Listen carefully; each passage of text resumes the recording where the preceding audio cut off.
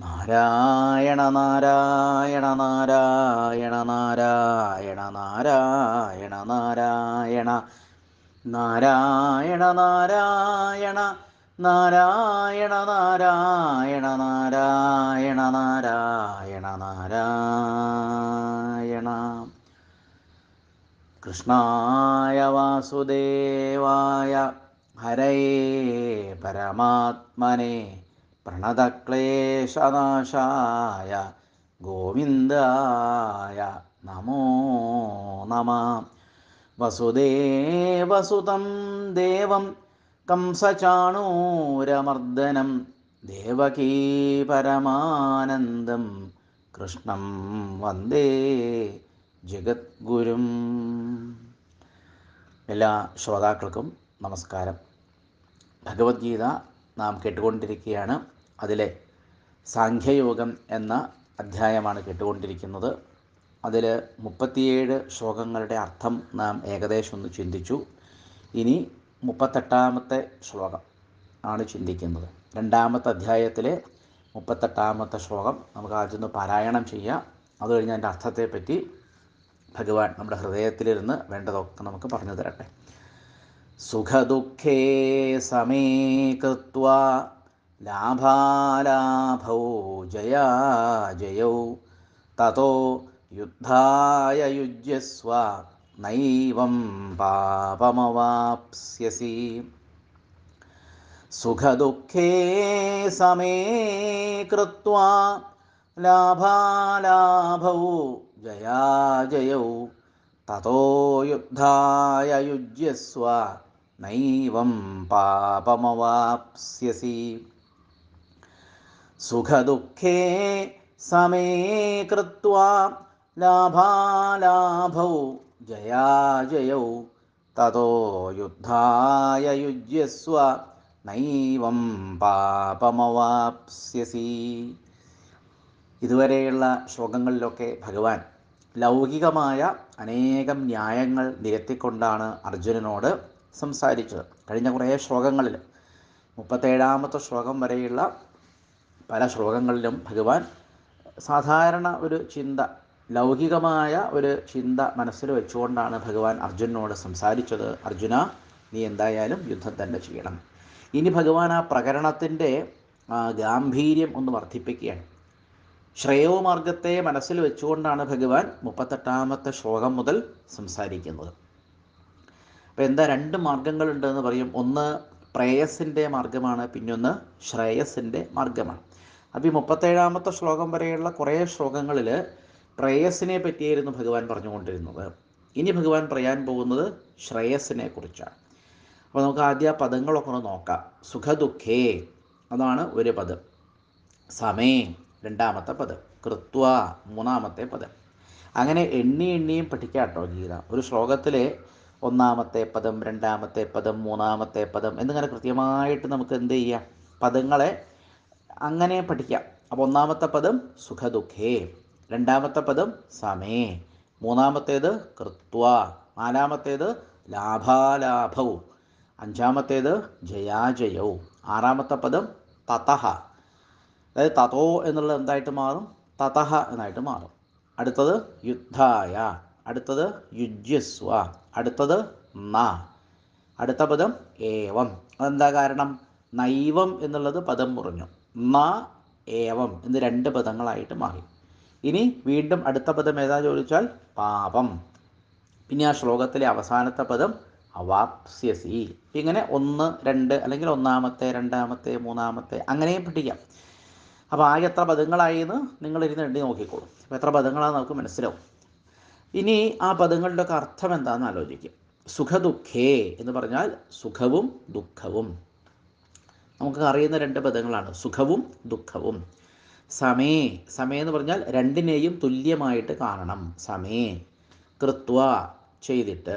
അപ്പോൾ സുഖത്തെയും ദുഃഖത്തെയും സമമായി ചെയ്തിട്ട്. പ്രയാസമൊന്നുമില്ല മനസ്സിലാക്കാൻ. ലാഭാലാഭവും, ഈ സുഖദുഃഖങ്ങളെ പോലെ തന്നെ ഭഗവാൻ പറയുന്നു ലാഭത്തെയും അലാഭത്തെയും ഒരേപോലെ കാണണം. അലാഭം എന്ന് പറഞ്ഞാൽ എന്താ, ലാഭത്തിൻ്റെ വിപരീതം. ലാഭത്തിൻ്റെ വിപരീതം എന്താ, നഷ്ടം. ചിലർ ഛേദം എന്നും പറയും. അല്ലേ? നിനക്കെന്നെ സഹായിച്ചാൽ എന്താണ് ഛേദം എന്ന് ചോദിക്കാറുണ്ട് മലയാളികൾ. ഈ ഛേദം എന്ന് പറഞ്ഞാൽ നഷ്ടം തന്നെയാണ്. അപ്പോൾ അലാഭം എന്ന് പറഞ്ഞാൽ നഷ്ടം അല്ലെങ്കിൽ ഛേദം. ഇപ്പം ലാഭവും നഷ്ടവും, ഇതാണ് ലാഭവും അലാഭവും. ആ പദവും മനസ്സിലായി. ഇനി ലഭിക്കുക എന്നുള്ളൊരർത്ഥമാണ് ഈ ലാഭം എന്ന് പറഞ്ഞാൽ. നമ്മൾ സാധാരണ പറയില്ല ലഭിക്കുക, ആ ലഭിക്കുക എന്നുള്ളതിൽ നിന്ന് വരുന്നൊരു പദമാണ് ലാഭം. ഇനി ജയാജയവും അതുപോലെ തന്നെ. ജയം അജയം. ജയം എന്ന് പറഞ്ഞാൽ ജയിക്കുക, അജയം എന്ന് പറഞ്ഞാൽ എന്താ? തോൽക്കുക. ഇപ്പം ജയിക്കുക തോൽക്കുക, അല്ലെങ്കിൽ ജയിക്കുക പരാജയപ്പെടുക. ജയവും അജയവും. ജയത്തിൻ്റെ വിപരീതമാണ് അജയം, ലാഭത്തിൻ്റെ വിപരീതമാണ് അലാഭം, സുഖത്തിൻ്റെ വിപരീതമാണ് ദുഃഖം. അപ്പോൾ ആ പദങ്ങളൊക്കെ മനസ്സിലായി. ഇനി തതോ എന്ന് പറഞ്ഞാൽ തതഹ. തതഹ പറഞ്ഞാൽ എന്താ? അതിനുശേഷം. യുദ്ധായ യുദ്ധത്തിനായിക്കൊണ്ട്. അത് ചതുർത്ഥി വിഭക്തിയാണ്. ചതുർത്ഥി വിഭക്തി മിക്കവാറും നമുക്ക് തിരിച്ചറിയാൻ കഴിയും. അവസാനം യ എന്നൊരക്ഷരം ഉണ്ടാവും. എല്ലാ ചതുർത്ഥി വിഭക്തിയിലും അവസാനം യ ഉണ്ടാവുന്നല്ല കേട്ടോ പറയണത്. പലപ്പോഴും നമുക്ക് പെട്ടെന്ന് യ എന്ന് പറയുമ്പോൾ രാമായ, ചതുർത്ഥിയാണ്, രാമായ, അല്ലെങ്കിൽ കൃഷ്ണായ, അല്ലേ? കൃഷ്ണായ വാസുദേവായ എന്ന് പറഞ്ഞിട്ടാണല്ലോ നമ്മൾ ഈ ശ്ലോകം തുടങ്ങിയതല്ലേ? ഓർമ്മല്ലേ? നമ്മൾ ഈ ശ്ലോകത്തിൻ്റെ അർത്ഥം പറഞ്ഞ് തുടങ്ങിയത് എങ്ങനെയായിരുന്നു? കൃഷ്ണായ വാസുദേവായ ഹരയേ പരമാത്മനെ, അല്ലേ? പ്രണതക്ലേശനാശായ, അല്ലേ? ഗോവിന്ദായ നമോ നമ. നിങ്ങൾ ശ്രദ്ധിച്ചോ എന്ന് എനിക്കറിയില്ല, അവിടെയൊക്കെ അങ്ങനെ അവസാനം യാന്ന് കാണാം കുറേ പദങ്ങൾ. കൃഷ്ണായ വിഭക്തി ഏതാ? ചതുർത്ഥിയാണ്. വാസുദേവായ അവസാനം യാന്ന് കണ്ടില്ലേ? അത് ചതുർത്ഥിയാണ് വിഭക്തി. അപ്പോൾ എപ്പോഴും അവസാനം യാ വന്നാൽ ചതുർത്ഥിയാണെന്ന് പറയാനൊന്നും കഴിയില്ല. പലപ്പോഴും അത് ചതുർത്ഥി ആയിരിക്കും. അപ്പോൾ യുദ്ധായ യുദ്ധത്തിനായിക്കൊണ്ട്. കുറച്ച് ഈ സംസ്കൃതം കൂടി പഠിക്കണമല്ലോ, നല്ലതാണ്. കുറച്ച് വിഭക്തിയൊക്കെ പഠിക്കണം, നല്ലതാണ്. അപ്പോൾ യുദ്ധായ യുദ്ധത്തിനായിക്കൊണ്ട്. യുജ്യസ്വ. യുജ്യസ്വ എന്ന് പറഞ്ഞാൽ അതിന് സംസ്കൃതത്തിൽ അർത്ഥം പറഞ്ഞാൽ ഘടസ്വ. യുജ്യസ്വ ഘടസ്വ. അപ്പം എന്താ യുദ്ധായ യുജ്യസ്വ പറഞ്ഞാൽ എന്താ? യുദ്ധത്തിനായിക്കൊണ്ട് അർജുന നീ തയ്യാറെടുത്താലും, അല്ലെങ്കിൽ നീ പരിശ്രമിച്ചാലും എന്നൊക്കെ അർത്ഥം. അതാണ് ആ യുജ്യസ്വ എന്നുള്ളതിൻ്റെ അർത്ഥം. യുദ്ധായ യുജ്യസ്വ, യുദ്ധത്തിനായിക്കൊണ്ട് നീ പരിശ്രമിച്ചാലും, യുദ്ധത്തിനായിക്കൊണ്ട് നീ തയ്യാറെടുത്താലും. സംസ്കൃതത്തിൽ ഘടസ്വ എന്നാണ് ശരിയായ അർത്ഥം, ഘടസ്വ. അങ്ങനെയാണെങ്കിൽ നൈവം, ന കൂട്ടണം ഏവം. ന എന്ന് പറഞ്ഞാൽ ഇല്ല എന്നുള്ള അർത്ഥമാണ്. ഏവം ഇപ്രകാരം. ഏവം ഇപ്രകാരം നീ പ്രവർത്തിക്കുകയാണെങ്കിൽ പാപം ന അവാപ്സ്യസി, പാപം ലഭിക്കുകയില്ല. അവാപ്സ്യസി എന്ന് പറഞ്ഞാൽ ലഭിക്കും എന്നർത്ഥം. ന അവാപ്സ്യസി പറഞ്ഞാൽ ലഭിക്കുകയില്ല. അവാപ്സ്യസി എന്ന് പറഞ്ഞാൽ അതിൻ്റെ അവസാനം സി ആണ്, അല്ലേ? കഴിഞ്ഞ ദിവസം അതൊരു സൂചനയായിട്ട്, ഇതൊക്കെ ഓരോരോ സൂചനകളാണ്. അവസാനം സി എന്ന് വരുമ്പോൾ പലപ്പോഴും അതിൻ്റെ കർത്താവ് എന്തായിരിക്കും? ത്വം ആയിരിക്കും. അപ്പോൾ നമ്മൾ മുമ്പ് പഠിച്ച രണ്ട് പദങ്ങൾ ഓർമ്മിക്കുക. യാസ്യസി എന്ന് നമ്മൾ 35-ാമത്തെ ശ്ലോകത്തിൽ പഠിച്ചത് ഓർമ്മയുണ്ടോ? ഭൂത്വ യാസ്യസി, അല്ലേ? അതിൻ്റെ അവസാനം സി എന്നാണ്. അപ്പോൾ അതിൻ്റെ കർത്താവ് ത്വം, ത്വം യാസ്യസി.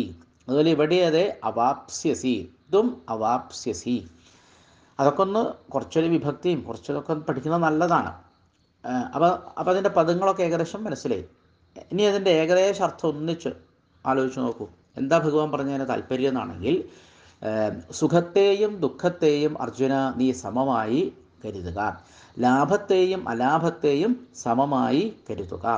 ജയത്തെയും പരാജയത്തെയും നീ സമമായി കരുതുക. എന്നിട്ട് യുദ്ധത്തിന് വേണ്ടി തയ്യാറെടുക്കുക. എന്നിട്ട് നീ യുദ്ധം ചെയ്യുക. അങ്ങനെ നീ യുദ്ധം ചെയ്യുകയാണെങ്കിൽ ഒരു തരത്തിലുള്ള പാപവും നിന്നെ ഏശുകയില്ല, നിനക്ക് പാപമൊന്നും ലഭിക്കുകയില്ല. ഇതാണ് ഇതിൻ്റെ ശുദ്ധമായ മലയാളത്തിലുള്ള അർത്ഥം. പക്ഷെ നമുക്ക് അങ്ങനെ അർത്ഥം കിട്ടിയത് കൊണ്ടും ആയില്ല. നമ്മളതിനെപ്പറ്റി ഇനിയും ചിന്തിക്കേണ്ടതുണ്ട്, അല്ലേ? ഇതൊക്കെ ഇപ്പോൾ എങ്ങനെയാണ് ഇപ്പോൾ സാധിക്കുക? ഈ സുഖത്തെയും ദുഃഖത്തെയും ഒരേപോലെ കാണുക, അതുപോലെ ലാഭത്തെയും നഷ്ടത്തെയും സമമായി കാണുക, ജയത്തെയും പരാജയത്തെയും സമമായി കാണുക എന്നൊക്കെ പറയുമ്പോൾ ഇതെങ്ങനെ ജീവിതത്തിൽ പ്രാവർത്തികമാക്കും എന്നൊരുപക്ഷെ നമ്മളൊക്കെ ചിന്തിക്കും, അല്ലേ? നമുക്ക് ആദ്യം അർജുനൻ്റെ പക്ഷത്ത് നിന്ന് ചിന്തിക്കാം, അത് കഴിഞ്ഞിട്ട് നമ്മുടെ ഭാഗത്ത് നിന്ന് ചിന്തിക്കാം. അർജുന പക്ഷത്തിൽ ചിന്തിച്ചാൽ അർജുനന് ഈ യുദ്ധത്തിൽ ഒന്നുകിൽ എന്തുണ്ടാവും? ജയമുണ്ടാവും. ജയിച്ചാൽ അർജുനന് എന്ത് ചെയ്യാം?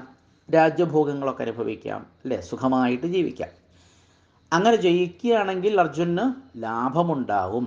അപ്പോൾ നിങ്ങൾ ഈ 3 പദങ്ങളാണ് ശ്രദ്ധിക്കേണ്ടത്. സുഖദുഃഖേ ലാഭാലാഭോ ജയാജയോ, ആ 3 പദങ്ങൾ മാത്രം ശ്രദ്ധിക്കാം. അപ്പോൾ അതിൽ ഞാൻ ജയം എന്നുള്ള വാക്കെടുത്തു. അതായത് അർജുനൻ ജയിക്കുകയാണെങ്കിൽ അർജുനൻ എന്തുണ്ടാവും? ഭൂമി ലാഭം ഉണ്ടാവും, രാജ്യലാഭം ഉണ്ടാവും. അങ്ങനെ രാജ്യലാഭം അഥവാ ഭൂമിലാഭം ഒക്കെ കിട്ടുമ്പോൾ അർജുനൻ എന്തുണ്ടാവും? സുഖദുഃഖേ എന്ന് പറയുന്നതിൽ സുഖമുണ്ടാവും. അത്രയും മനസ്സിലായല്ലോ? മനസ്സിലായി. ഇനി രണ്ടാമത്തെ അവസ്ഥ ആലോചിക്കൂ. രണ്ടാമത്തെ സാധ്യത എന്താ? ജയാജയോ എന്നുള്ളതിൽ രണ്ടാമത്തെ പദമെടുക്കുക, ലാഭാലാഭോ എന്നുള്ളതിൽ രണ്ടാമത്തെ പദമെടുക്കുക, സുഖദുഃഖേ എന്നുള്ളതിൽ രണ്ടാമത്തെ പദമെടുക്കുക. അപ്പോൾ അത് ക്രമം നേരെ തിരിച്ചാണ്. ജയാജയൗ ലാഭാലാഭോ സുഖദുഃഖേ അങ്ങനെ എടുക്കണം. അപ്പോൾ അതിൽ യുദ്ധത്തിൽ തോറ്റു കഴിഞ്ഞാൽ അജയം അല്ലെ? അർജുനൻ എന്താ സംഭവിക്കുക? അജയം, തോറ്റുപോയി. അങ്ങനെ അർജുനൻ തോറ്റുപോയാൽ അർജുനൻ എന്താ ഉണ്ടാവുക? ആ ലാഭാലാഭോ എന്നുള്ളതിൽ രണ്ടാമത്തെ എടുത്തോളൂ, അലാഭം. രാജ്യമൊന്നും കിട്ടിയില്ല, ലഭിച്ചില്ല, നഷ്ടമാണ്. ശത്രുക്കളെ കൊന്നിട്ടൊന്നുമില്ല അർജുനനെ, പക്ഷേ ദുര്യോധനാദികളൊക്കെ ജയിച്ചു. എന്നിട്ട് അർജുനൻ മരിച്ചില്ല, പക്ഷെ ജീവിച്ചിരിക്കുകയാണ്. അപ്പോൾ അർജുനൻ അങ്ങനെ ജീവിച്ചിരിക്കുമ്പോൾ, യുദ്ധത്തിൽ തോറ്റു ജീവിച്ചിരിക്കുമ്പോൾ അലാഭമാണ്, ഭൂമിയൊന്നും ലഭിച്ചില്ല, നഷ്ടമാണ് ഉണ്ടായത്. അപ്പോൾ അർജുനൻ ഒരു ഭാഗത്തിരുന്ന് എന്ത് ചെയ്യും? ഓ ഈശ്വര, ഞാൻ ഇത്രയൊക്കെ കഷ്ടപ്പെട്ട് വില്ലാളി വീരനായ ഞാൻ യുദ്ധമൊക്കെ ചെയ്തിട്ടും എനിക്ക് എന്ത് കിട്ടിയില്ല? എനിക്ക് ഭൂമി കിട്ടിയില്ല, സമ്പത്തൊന്നും കിട്ടിയില്ല, വെറുതെ യുദ്ധം ചെയ്തു എന്നും പറഞ്ഞ് അർജുനൻ ഇങ്ങനെ ദുഃഖിച്ചിരിക്കില്ലേ? അപ്പോൾ നോക്കൂ, അജയം, അലാഭം, ദുഃഖം, ഈ അവസ്ഥകളിൽ കൂടിയായിരിക്കും ഇത് ആര് കടന്നു പോവുക? അർജുനൻ കടന്നു പോവുക. അപ്പോൾ ഭഗവാൻ പറയുന്നത് ഈ രണ്ടിനെയും അർജുന നീ ഒരേപോലെ കാണണം, രണ്ടിനെയും സമമായിട്ട് കാണണം. അപ്പോൾ എന്താ ഇവിടെ ഭഗവാൻ പറയുന്നതെന്നാണെങ്കിൽ നമ്മളത് ശരിക്കും മനസ്സിലാക്കണം. ഭഗവാൻ പറയുന്നു ഈ രണ്ടിനെയും ഒരേപോലെ കാണുക എന്ന് പറഞ്ഞാൽ ഈ ഒരു കർമ്മം ചെയ്യുമ്പോൾ രണ്ട് തരത്തിൽ ചെയ്യാമെന്നാണ്. എങ്ങനെയാണ് കർമ്മം രണ്ട് തരത്തിൽ ചെയ്യാം? ഒന്ന്, കർമ്മം ചെയ്യുമ്പോൾ ഫലത്തിൽ ആഗ്രഹിച്ചുകൊണ്ട് കർമ്മം ചെയ്യുക. അങ്ങനെ ഫലത്തിൽ ആഗ്രഹിച്ചുകൊണ്ട് കർമ്മം ചെയ്യുമ്പോൾ നമുക്ക് എന്ത് കിട്ടും? ആ ഫലം കിട്ടും. പക്ഷെ ആ ഫലം ഈ ലോകത്തിലുള്ള സുഖമാണെങ്കിലും പരലോകത്തിലുള്ള സുഖമാണെങ്കിലും അതൊക്കെ നശിച്ചു പോകുന്നതാണ്, ക്ഷണികമാണ്. ഇനി അതല്ല, നമ്മൾ വേറൊരു തരത്തിൽ കർമ്മം ചെയ്യുക. അതെങ്ങനെയാണ്? കർമ്മം ചെയ്യുമ്പോൾ ഫലത്തിൽ ഒട്ടും ആസക്തിയില്ലാതെ കർമ്മം ചെയ്യുമ്പോൾ അതിൽ നിന്ന് കിട്ടുന്നത് എന്താ? മനഃശുദ്ധിയാണ്. അപ്പോൾ ഈ രണ്ടാമത് പറഞ്ഞതാണ് കൂടുതൽ അഭികാമ്യമായത്. കർമ്മം ചെയ്യുമ്പോൾ ഫലത്തെപ്പറ്റി യാതൊന്നും ചിന്തിക്കാതെ ഈശ്വരാർപ്പണമായിട്ട് ആ കർമ്മം ചെയ്യുക. അങ്ങനെ ചെയ്യുമ്പോൾ ആ കർമ്മത്തിൽ നിന്ന് എന്താ കിട്ടുന്നത്? മനഃശുദ്ധി കിട്ടും. മനഃശുദ്ധി അഥവാ ചിത്തശുദ്ധി കിട്ടും. അങ്ങനെ ചിത്തശുദ്ധി കിട്ടിക്കഴിഞ്ഞാൽ ആ ചിത്തശുദ്ധി തന്നെ എന്തിന് കാരണമായി തീരും? മോക്ഷത്തിന് കാരണമായി തീരും. അപ്പോൾ ഈ രണ്ടാമത്തെ വഴിയാണ് ഏത് മാർഗം? ശ്രേയോ മാർഗം എന്ന് പറയാണ്. ഒന്നാമത് പറഞ്ഞ മാർഗം അത് പ്രേയോ മാർഗമാണ്. രണ്ടും വ്യക്തമായിട്ട് മനസ്സിലായി എന്ന് വിചാരിക്കുന്നു. ഒന്നുകൂടി പറയാം. കർമ്മം ഫലത്തിൽ ആസക്തി വെച്ചുകൊണ്ട് കർമ്മം ചെയ്താൽ നമുക്ക് ആ കർമ്മത്തിൻ്റെ ഫലങ്ങളൊക്കെ കിട്ടും. പക്ഷെ എല്ലാ കർമ്മഫലങ്ങളും എങ്ങനെയുള്ളതാണ്? ക്ഷണികമാണ്, നശിച്ചു പോകുന്നതാണ്. ഇതാണ് പ്രേയോമാർഗം. ശ്രേയോമാർഗം അങ്ങനെയല്ല. കർമ്മം ചെയ്യുമ്പോൾ കർമ്മത്തിൻ്റെ ഫലത്തെപ്പറ്റി യാതൊന്നും ചിന്തിക്കാതെ ഈശ്വരാർപ്പണമായിട്ട് കർമ്മം ചെയ്യുമ്പോൾ അതിൻ്റെ ഫലം എന്താ ചോദിച്ചാൽ അത് ചിത്തശുദ്ധിക്കാണ് കാരണമായി തീരുക. അങ്ങനെ ചിത്തശുദ്ധി ഉണ്ടാകുമ്പോൾ ആ ചിത്തശുദ്ധി കാരണം മെല്ലെ മെല്ലെ നമുക്ക് പരമമായ ജ്ഞാനം അഥവാ ശരിയായ ഭക്തി ഉണ്ടായിത്തീരും. അപ്പോൾ ഇങ്ങനെ രണ്ട് മാർഗങ്ങളെ പറ്റിയാണ് ഭഗവാൻ പറയാൻ പോകുന്നത്. അപ്പോൾ ഈ അധ്യായത്തിൻ്റെ പേര് തന്നെ സാഖ്യയോഗം എന്നാണല്ലോ. അപ്പോൾ ഇവിടെ സാഖ്യത്തെ പറ്റി ഭഗവാൻ പറയുന്നു, അതേപോലെ തന്നെ യോഗത്തെ പറ്റിയും ഭഗവാൻ പറയാൻ. അത് നമുക്ക് കുറച്ചും കൂടി ഗീതയിൽ മുന്നോട്ട് പോകുന്ന സമയത്ത് വളരെ കൃത്യമായിട്ട് എന്താണ് ഭഗവാൻ പറയുന്നത് നമുക്ക് മനസ്സിലാവും. അപ്പം തതോ യുദ്ധായ യുജ്യസ്വ നൈവം പാപം അവാപ്സ്യസി. ഇങ്ങനെയാണെങ്കിൽ അർജുന, നിനക്ക് ഒരു തരത്തിലുള്ള പാപവും നിന്നെ ഏശുകയില്ല. അപ്പം അർജുന പക്ഷത്തിരുന്ന് നമ്മൾ ചിന്തിച്ചു.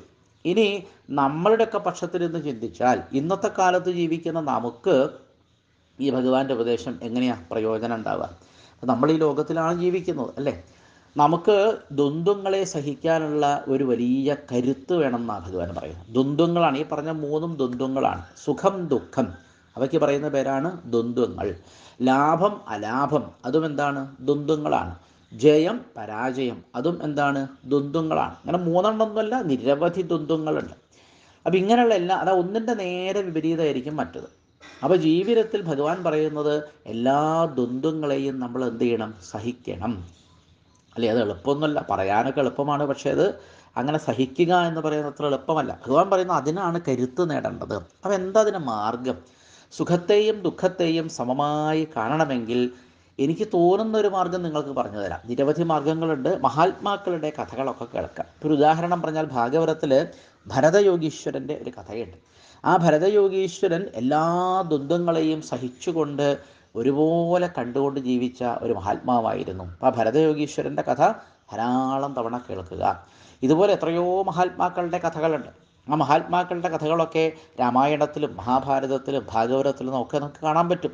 ആ കഥകളൊക്കെ നമ്മൾ നന്നായിട്ട് കേൾക്കണം. കുറച്ചൊന്നും കേട്ടാൽ പോരാ, വളരെ നന്നായിട്ട് കഥ പറയുന്ന ഒരാളുടെ മുമ്പിൽ ചെന്നിരുന്ന് വളരെ വിശദമായിട്ട് മഹാത്മാക്കളുടെ കഥകൾ കേൾക്കുക. രന്തിദേവൻ്റെ കഥ കേൾക്കാം, അംബരീഷൻ്റെ കഥ കേൾക്കാം, ഭഗവാന്റെ കൂട്ടുകാരനായിരുന്ന സുദാമാവിൻ്റെ കഥ കേൾക്കാം. ഇങ്ങനെ എത്രയെത്രയോ മഹാത്മാക്കളുടെ കഥകളുണ്ട് ഭാഗവതത്തിൽ, രാമായണത്തിലുമുണ്ട്. ഹനുമാൻ്റെ കഥയുണ്ട്, എത്ര അല്ലേ, ശബരിയുടെ കഥയുണ്ട്, എത്രയോ കഥകളുണ്ട് മഹാഭാരതത്തിലുണ്ട്. അപ്പം ഇങ്ങനെ ഇത്തരത്തിലുള്ള ഇതിഹാസങ്ങളിലും പുരാണങ്ങളിലുമുള്ള മഹാത്മാക്കളുടെ കഥകളൊക്കെ കേൾക്കുമ്പോൾ അവരുടെ ജീവിതത്തിൽ പല പല അനുഭവങ്ങൾ ഉണ്ടായപ്പോൾ അവരെങ്ങനെയാണ് രണ്ടിനെയും സമമായി കണ്ടുകൊണ്ട് ഈശ്വരാർപ്പണമായി ജീവിച്ചുകൊണ്ട് അവർ ജീവിതത്തിൽ മുന്നേറിയത് നമുക്ക് വ്യക്തമായിട്ട് മനസ്സിലാവും. അങ്ങനെ വ്യക്തമായിട്ട് മനസ്സിലാകുമ്പോൾ മഹാജനോ ഏനഗത സപന്ഥ എന്ന് പറയും. മഹാജനങ്ങൾ ഏത് വഴിക്കാണോ പോയത് അതാണ് ശരിയായ മാർഗം. ആ ശരിയായ മാർഗം നമുക്ക് കാണിച്ചു തരുന്നത് മഹാത്മാക്കളുടെ ജീവിത കഥകളാണ്. അപ്പോൾ നിങ്ങളെല്ലാവരും എന്ത് ചെയ്യുക, ഓരോരോ മഹാത്മാവിൻ്റെയും ജീവിത കഥ ഇന്ന് തൊട്ട് നന്നായി പഠിക്കുക. അതല്ലാതെ വേറൊരു എളുപ്പമാർഗ്ഗം എനിക്ക് തോന്നുന്നില്ല. കാരണം സുഖത്തെയും ദുഃഖത്തെയും ഒരുപോലെ കാണുക, ലാഭത്തെയും നഷ്ടത്തെയും ഒരുപോലെ കാണുക എന്ന് ഞാനും എഴുതി നിങ്ങളോട് പ്രസംഗിച്ചുകൊണ്ട് കാര്യമില്ലല്ലോ അല്ലേ. അതത്ര എളുപ്പത്തിൽ നേടാൻ കഴിയുന്നതല്ല. മഹാത്മാക്കളുടെ കഥകൾ ഇരുന്നങ്ങോട്ട് കേൾക്കുകയാണ് അതിനുള്ള ഏറ്റവും സുഗമമായ ഒരു മാർഗം എന്നാണ് എൻ്റെ മനസ്സിൽ എനിക്ക് തോന്നുന്നത്. ആ തോന്നിയ ഒരാശയം ഞാൻ നിങ്ങളുമായിട്ട് പങ്കുവെച്ചു എന്ന് മാത്രം. നമുക്ക് ആ ശ്ലോകം ഒന്നും കൂടി വായിച്ചിട്ട് ഇത് ഭഗവത്പാദങ്ങളിൽ സമർപ്പിക്കാം. സുഖദുഃഖേ സമേ കൃത്വാ ലാഭാലാഭൗ ജയാജയൗ തതോ യുദ്ധായ യുജ്യസ്വ നൈവം പാപമവാപ്സ്യസി. ഭഗവാനോട് നമുക്ക് എത്ര കൃതജ്ഞത പറഞ്ഞാലും അത് അധികമാവില്ല അല്ലേ. ആരോടാ കൃതജ്ഞത പറയേണ്ടത് ചോദിച്ചാൽ ഭഗവാനോടാണ്. എന്താ കാരണം? ഭഗവാൻ എന്താ പറയുക, വളരെ നല്ല ഒരു സുഹൃത്തിനെ പോലെ നമ്മുടെ ഹൃദയത്തിൽ വന്നിരുന്ന് നമുക്ക് മുന്നോട്ട് പോകാനുള്ള, ജീവിതത്തിൽ മുന്നേറാനുള്ള, കരുത്തോടെ ജീവിക്കാനുള്ള, ധൈര്യത്തോടെ ജീവിക്കാനുള്ള എല്ലാ മാർഗങ്ങളും ഭഗവാൻ നമുക്ക് പറഞ്ഞു തരാണ്. ഒരിക്കലും ഭഗവാനെ കൈവിടരുത് എന്ന് ഗീത പറയുന്നതല്ലേ. ഭഗവാന്റെ എവിടെയെങ്കിലും ഒന്ന് മുറുകെ പിടിക്കേണ്ടേ അല്ലേ. നമ്മുടെ ജീവിതയാത്രയിൽ നമ്മൾ എവിടെയെങ്കിലും ഒന്ന് മുറുകെ പിടിക്കണം. എവിടെ പിടിക്കുക നല്ലത്? ഭഗവാന്റെ പാദങ്ങളിൽ മുറുകെ പിടിക്കുകയാണ് ഏറ്റവും നല്ല മാർഗം. അതിനേക്കാൾ നല്ല ഒരു മാർഗം വേറെ എൻ്റെ മനസ്സിൽ തോന്നുന്നേ ഇല്ല. അപ്പം ആ ശ്രീകൃഷ്ണ ഭഗവാന്റെ ആ മനോഹരമായ പാദങ്ങൾ എല്ലായ്പ്പോഴും മനസ്സിൽ ചിന്തിക്കുക. ഭഗവാന്റെ തിരുനാമം അതെപ്പോഴും ജപിക്കുക. 24 മണിക്കൂറും നമ്മളുടെ ഉള്ളിൽ നിന്ന് ആ നാമം ഇങ്ങനെ ജപിച്ചുകൊണ്ടേയിരിക്കട്ടെ. നിരന്തരം നമ്മളിങ്ങനെ ജപിക്കാൻ ശ്രമിക്കുമ്പോൾ നമ്മളുള്ളിൽ നിന്ന് നമ്മൾ പോലും അറിയാതെ ആ നാമജപം ഇങ്ങനെ നടന്നുകൊണ്ടിരിക്കും. ആ നാമജപത്തിൻ്റെ ശക്തി കൊണ്ട് നമുക്ക് ഭക്തി ഉണ്ടായിത്തീരും. ആ ഭക്തി കൊണ്ട് ശരിയായ ജ്ഞാനമുണ്ടായിത്തീരും. ഇതാണ് ഗീത നമുക്ക് കാട്ടിത്തരുന്ന ഏറ്റവും നല്ല ഒരു മാർഗം. അപ്പോൾ ഈ മാർഗത്തിലൂടെ നമുക്ക് സഞ്ചരിക്കാൻ കഴിയട്ടെ. പാർത്ഥസാരഥിയായിരിക്കുന്ന ഭഗവാന്റെ സുന്ദരമായ സ്വരൂപത്തെ, ആ പുഞ്ചിരിക്കുന്ന തിരുമുഖത്തെ ഒരിക്കലും മറക്കാതെ നമ്മൾ ഹൃദയപത്മത്തിൽ ധ്യാനിച്ചുകൊണ്ടിരിക്കുക. ഭഗവാന്റെ വാക്കുകൾ നമ്മുടെ കാതുകളിലിങ്ങനെ അമൃതവൃഷം പോലെ അങ്ങനെ ഒഴുകിക്കൊണ്ടേയിരിക്കണം. ഗീത ഇങ്ങനെ പലതവണ കേട്ടാൽ ഇത് ഭഗവാൻ പറയുന്ന വാക്കുകളാണ് എന്ന് മനസ്സിലായി ആ അമൃതിൽ നമുക്കിങ്ങനെ മുങ്ങി കുളിക്കാൻ പറ്റും. അപ്പോൾ നമുക്ക് വളരെ ഗംഭീരമായി, വളരെ ധൈര്യത്തോടെ, വളരെ കരുത്തോടെ നമ്മുടെ ജീവിതത്തെ നേരിടാൻ കഴിയും. അപ്പോൾ നമുക്ക് ഈ സുഖവും ദുഃഖവും ലാഭവും അലാഭവും ജയവും പരാജയവും എല്ലാം നമുക്ക് ഒരുപോലെയായിട്ട് അനുഭവപ്പെടും. അങ്ങനെയുള്ളൊരു അനുഭവം നമുക്കൊക്കെ ഉണ്ടാവട്ടെ എന്ന് കരുതിക്കൊണ്ട് പ്രാർത്ഥിച്ചുകൊണ്ട് ഈ വാക്കുകളൊക്കെ വിജയസാരഥിയായ ഭഗവാന്റെ പ്രപാദപത്മങ്ങളിൽ സമർപ്പിക്കട്ടെ. കൃഷ്ണായ വാസുദേവായ ഹരയേ പരമാത്മനെ പ്രണതക്ലേശനാശായ ഗോവിന്ദായ നമോ നമഃ. വസുദേവസുതം ദേവം കംസചാണൂരമർദ്ദനം ദേവകീ പരമാനന്ദം കൃഷ്ണം വന്ദേ ജഗദ്ഗുരും.